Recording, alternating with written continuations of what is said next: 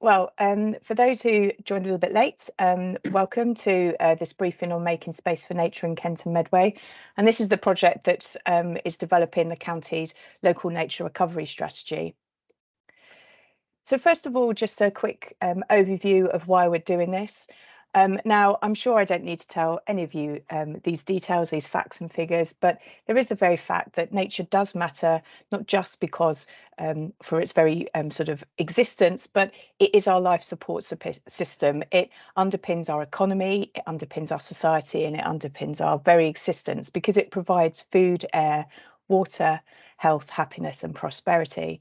And also, it's beautiful, it's inspiring, and I'm sure many of us in today's session, it's why we do the jobs we do.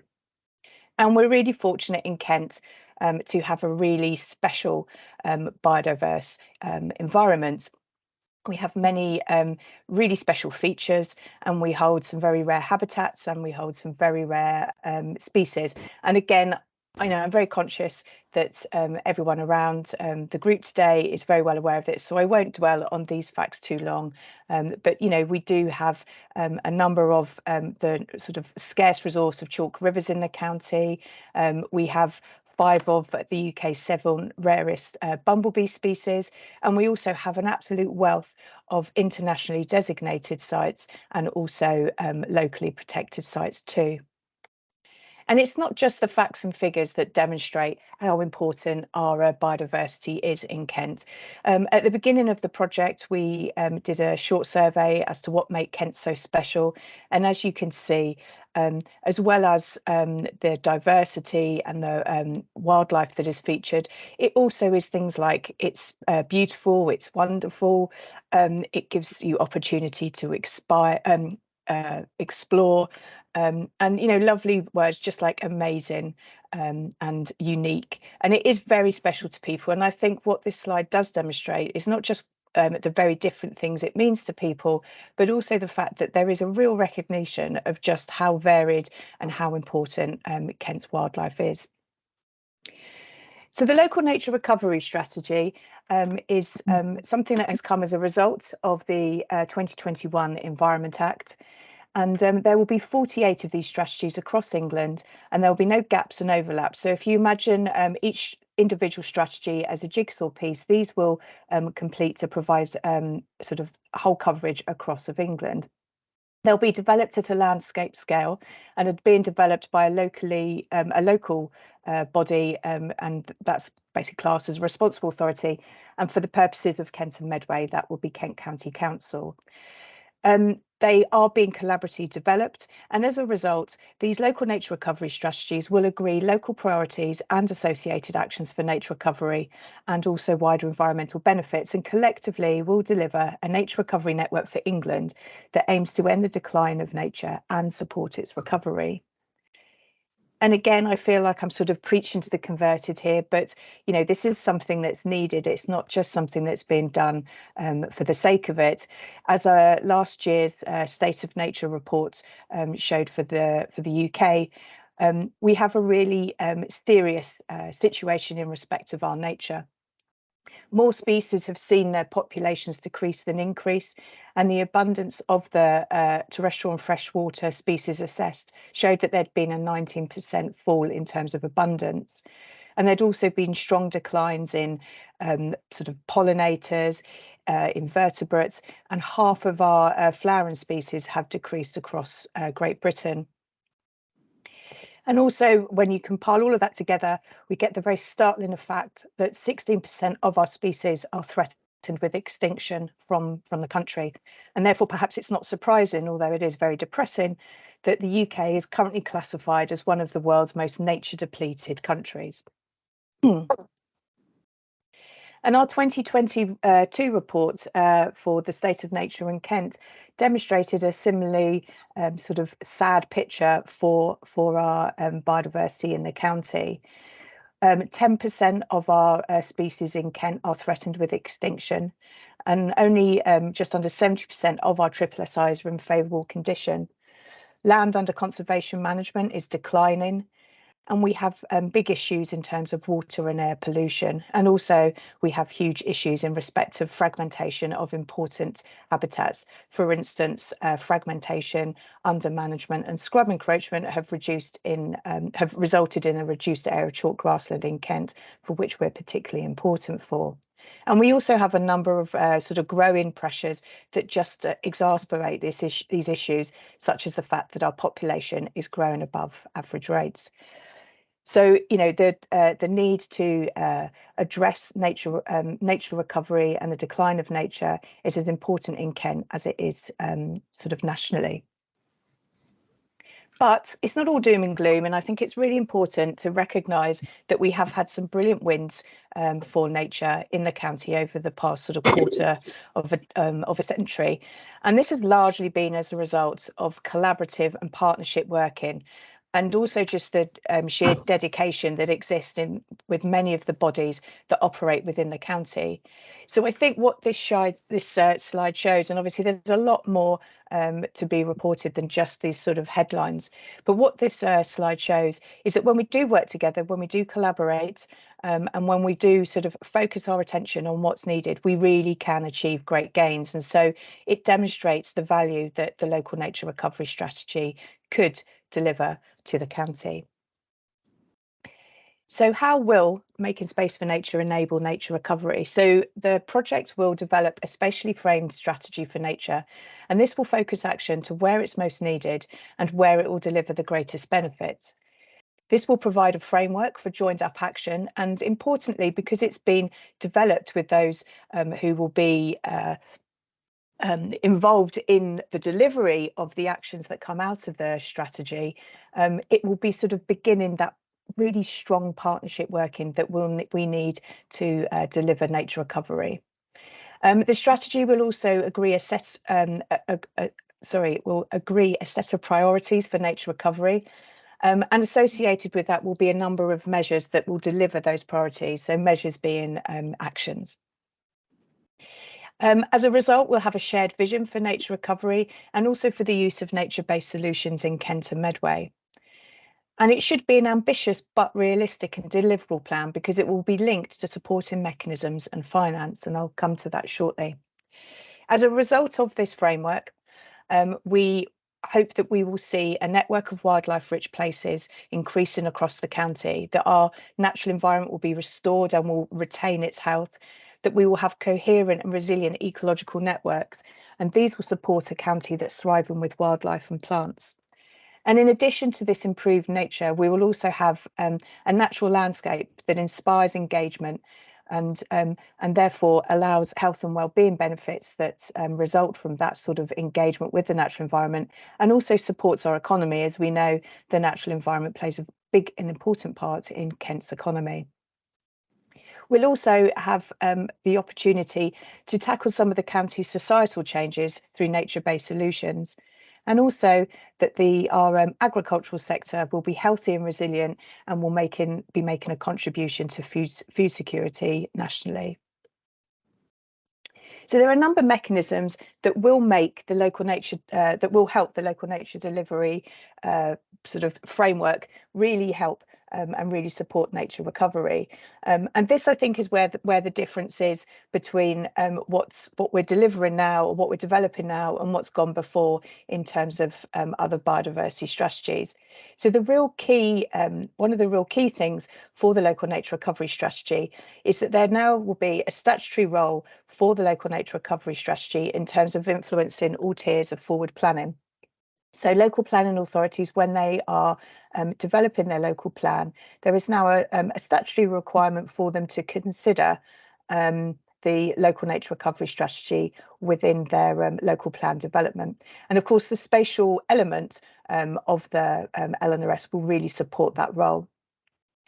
Also, the local nature recovery strategy will have an important part in biodiversity net gain, influencing the strategic significance multiplier that's focused or featured in the biodiversity net gain metric.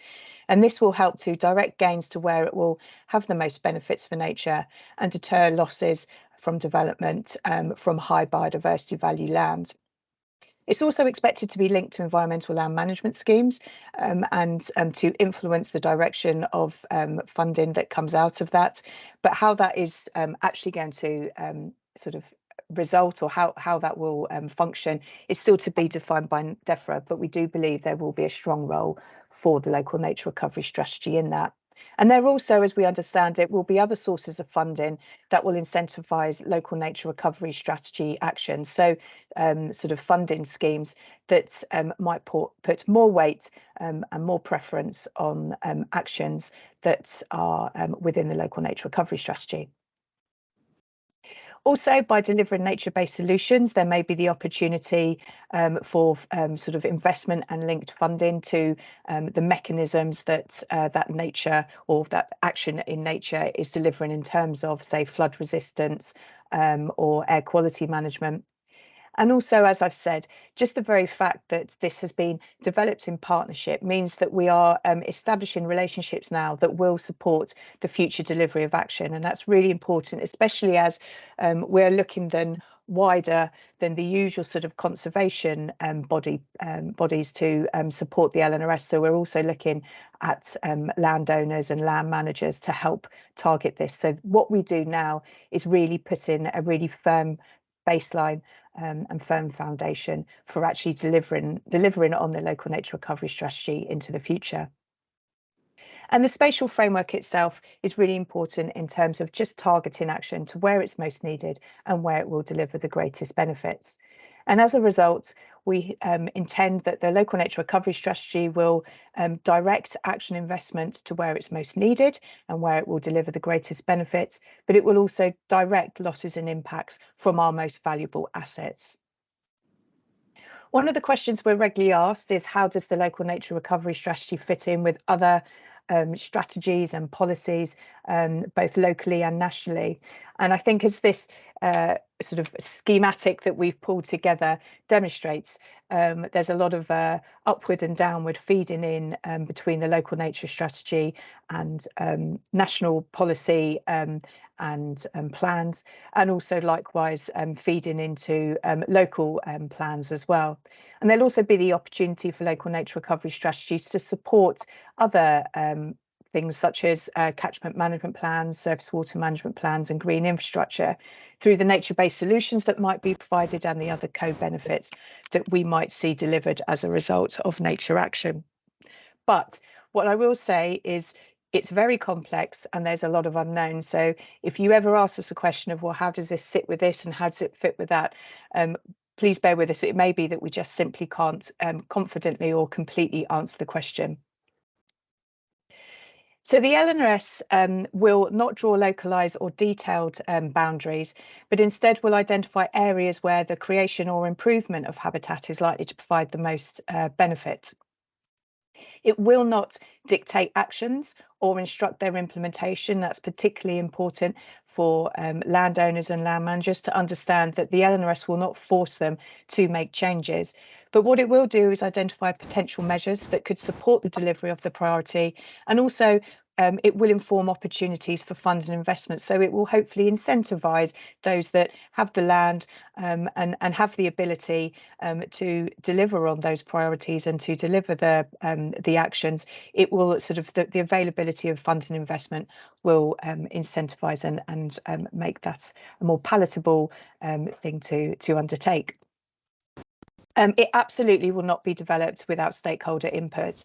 And although we are planning comprehensive stakeholder input all the way through, right from the start, there will also be a full public consultation. And I also think it's worth noting that although we published the strategy in 2025, that's not the end of it. Now, of course, there's the delivery side of it that will need to happen from that point. But also, the LNRS is not a static document and will be reviewed, revised, and republished on a regular cycle, no more frequently than 3 years, but no less frequently than every 10. So what does the local nature recovery strategy mean for you guys? Well, it's an opportunity to reflect and spatially frame your priorities in a collaborative and shared county-wide strategy that's endorsed by stakeholders and owned by delivery partners. It also provides the opportunity to direct investment and grants to your projects that will support your priorities when they do deliver against agreed LNRS priorities and actions. And not only is there the opportunity for project funding, there's also the opportunity for income from your land management, again, when delivering against the priorities and actions. I think also the fact that there now is this statutory role in influencing forward planning, it means that there is a stronger focus on nature protection, restoration and enhancement through local planning, and hopefully that will further support your priorities. And there's also the opportunity to be part of a framework collaboration, be part of a framework for collaboration, and with us develop a strategy that we can all be proud of. We want you to get involved because you represent our future delivery partners, and many of you I know are already very much our partners, and I'm very grateful for the fabulous relationships we have with you all. Because the LNRS will influence and inform outcomes for nature recovery, future action and funding streams and investment, we want to ensure your priorities are represented in the discussions. And of course, you have on the ground knowledge and experience that will enable this to be a practical and deliverable strategy. And also your local data will help us enhance the national data sets that we're using alongside our local record centre evidence. And we want our LNRS or the LNRS to align with your own environmental plans and future ambitions. We don't want to be working in different directions. We all want to be working for the same aims. And consequently as well, as by being involved, you will be well informed in order to build the outcomes and opportunities that the strategy presents into your own long-term planning, particularly when it comes to funding and investment. We're very keen, as I said, to develop the local nature recovery strategy with stakeholders, and we have various ways in which we are engaging. A number of you do sit either on our board or delivery group, and again, a number of you are assisting through our technical advisory groups. But the broadest way that we're hoping to engage with a really wide range of stakeholders is through our workshops, and I'll be providing more detail on that shortly. Hopefully, the majority of you have already met or come into contact with one or more of our project team. We've been in place now for a few months, and I won't go through all the details of this. I'll leave this for you to read in your own leisure when the slides are circulated. But just to say, we do have a really great resource that we've used, the DEFRA Local Nature Recovery strategy grant to enable, and also underpinning the project staff that we have. We also have Karen Rigby-Foe, who is our dedicated Natural England Local Nature Recovery Senior Advisor, plus dedicated officers from the Environment Agency, Sophie Page, and from the Forestry Commission, Will Maiden. So we're really supported well by sort of the DEFRA family in driving this work forward. So the development of the strategy, as I said, will be collaborative. It's really important as well that it is evidence-based and formed in fact. And also, I think it's important just to note that there are certain rules that we need to follow, and we have to meet the statutory regulations and the statutory guidance that underpins the local nature recovery strategy. And there's a number of steps there on the slide, but I will actually come to them in a minute. So we'll pass on through. Just to mention that throughout the process, there are a number of things that we must consider all the way through. So when we are setting out our nature recovery priorities and the measures that we will take to deliver those, we need to be considering how else we can contribute to wider environmental goals and the opportunities by focusing particular actions in particular areas, whether there's the opportunity to deliver additional benefits such as increased access, for example. We also need to be looking at how we can use actions for nature to deliver nature-based solutions. So that'll be something that we also consider throughout the project.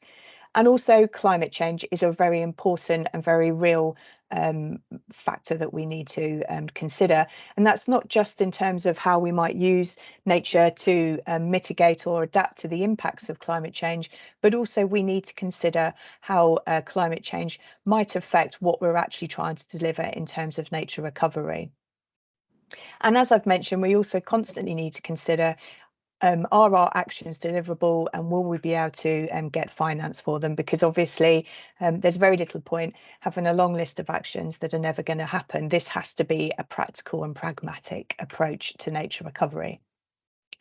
The project programme has commenced. We started initial work sort of back in the autumn last year, but the real work starts now in terms of delivering or developing rather the LNRS priorities, the associated measures, and then mapping that work. And all of that will take place between now and the end of the year. And by December, we hope to have a draft local nature recovery strategy that will go through a cycle of consultation in the first half of 2025.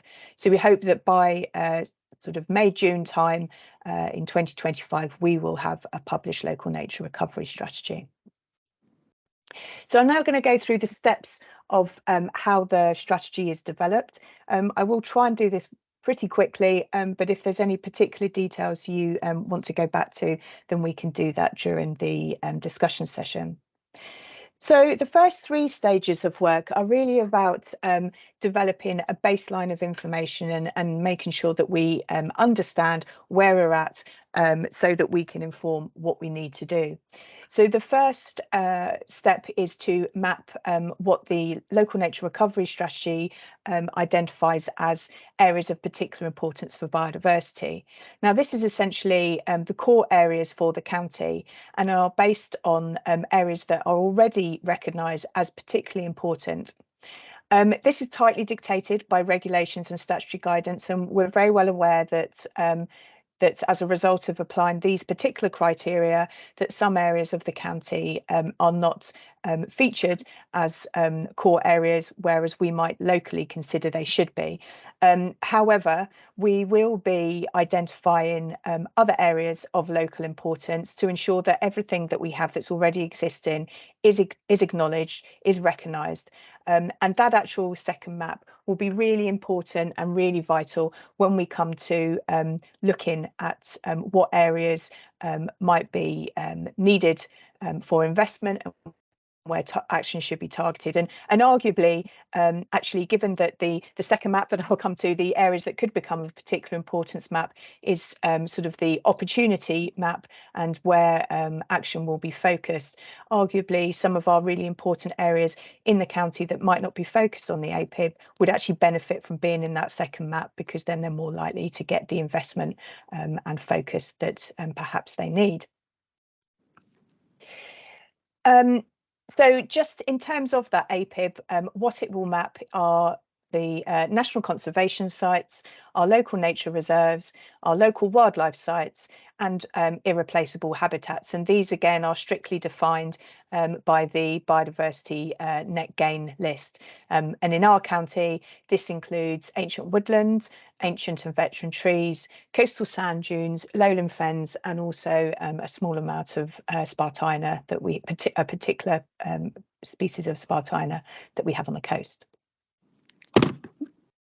So the next stage, we know what our core areas are, and then what we also want to understand is what we've already done. In terms of mapping action for nature and in terms of the local nature recovery strategy regulations, this is actually only statutory required when you come to review a local nature recovery strategy. But because, as I previously said, we have so much wonderful action ongoing in the county, we think it's really important to understand what has already taken place, what is underway and what is planned, so that we can make sure that all of that work is properly considered as we look at what our priorities and potential measures might be. And the thing that's will be really useful about this map will be that we can then use that when we're mapping our future action to see whether there are opportunities to either extend that work or build on the benefits that it's delivered.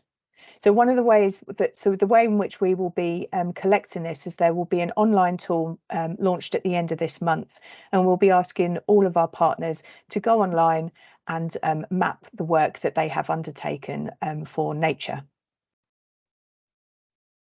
And then the final stage of sort of setting the scene is we have to do a strategy area description. So this is really sort of almost like a narrative as to why our county's nature is so special, what what the threats and challenges are to it, and what it is that we have of particular importance within the county.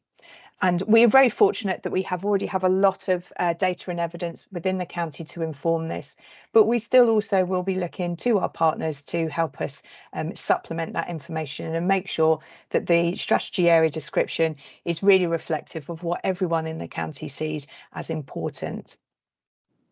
So then we move on to what is the real sort of key parts of the strategy development, which is looking at what the priorities are and looking at what the measures are.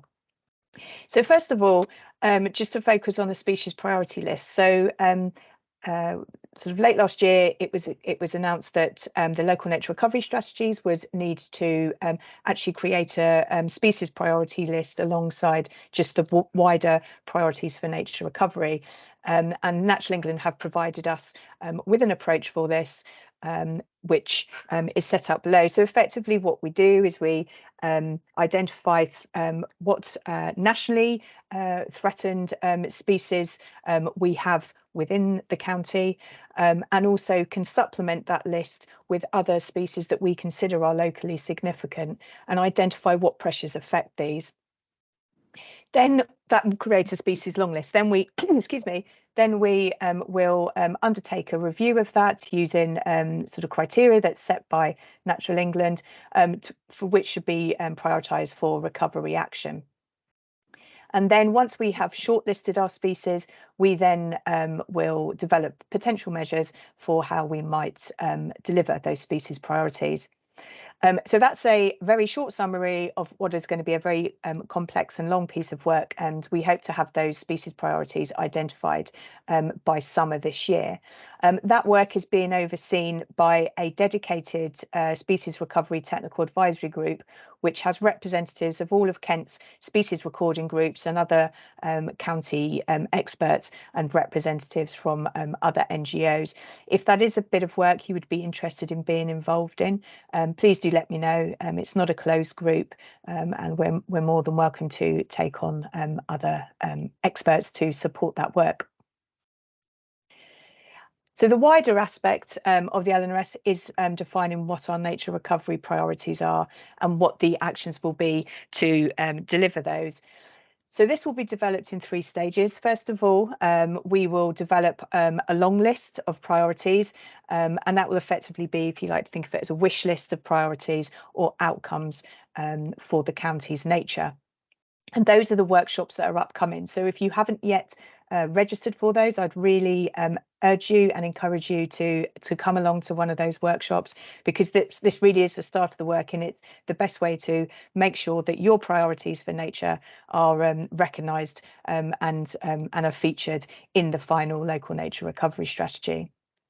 Then once we have that long list, we will then do some refinement work using selection criteria, and we're currently finalising those selection criteria, and they will be shared, shared with stakeholders late this month and into February for feedback. So then we'll end up with a proposed short list of priorities. So we will review that with stakeholders, and then we will start to discuss with stakeholders what associated actions might enable those priorities to be delivered, and also begin to consider where those might be best delivered in the county. So that second lot of workshops will happen in sort of April, May time, and we hope to have the draft priorities and potential measures completed by the summer.